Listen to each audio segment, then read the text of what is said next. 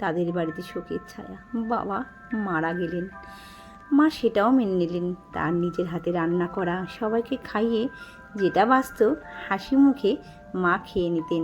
কোনোদিনও মায়ের মুখে কালিমা ছিল না, চোখে জলও ছিল না, কিন্তু তাতেও বৌমা শান্তি পেল না। কি না ঝগড়া! একদিন তো খুব মারধর শুরু করলো শাশুড়ি মাকে, এমনকি ঘাড় ধরে বের করে দিল। ছেলে কিছু বলল না। মা অসহায় হয়ে রাস্তায় ভিক্ষা করতে করতে ক্লান্ত হয়ে এক মেয়ের পাশে শুয়ে পড়ল রাস্তাতে। তারই মতন অনেক বৃদ্ধ রাস্তায় ভিক্ষে করত।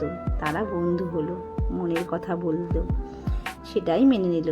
সারাদিন ভিক্ষে করে কাঠ কুড়িয়ে ওই উনুনে ফু দিয়ে আগুন জ্বালিয়ে মা রান্না করতো, তাতেও তার কোনো দুঃখ ছিল না।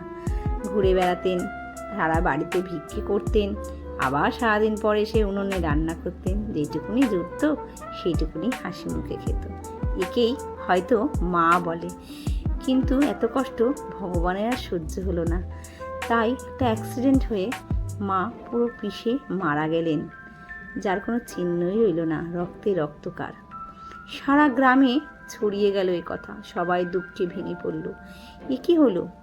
যার মা এত ভালোবাসা দিয়ে তাকে মানুষ করলো, বাবা তো আগেই চলে গেছে, মা খোকা শুনে কান্নায় ভেঙে পড়ল। কিসের কান্না? এই কান্না কিসের? মা যখন থাকতেই মূল্য দেয়নি, চোখের জলের কোনো মূল্য নেই।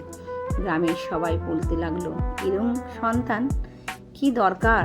সবাই ভগবানের দুয়ারে যায় এরম সন্তান পাওয়ার জন্য।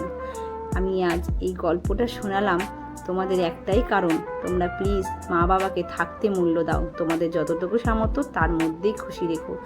মরে যাবার পরে লোক দেখিয়ে সাধ্য শান্তি করে লোক খাইয়ে চোখের জল পেলে কোনো লাভ নেই।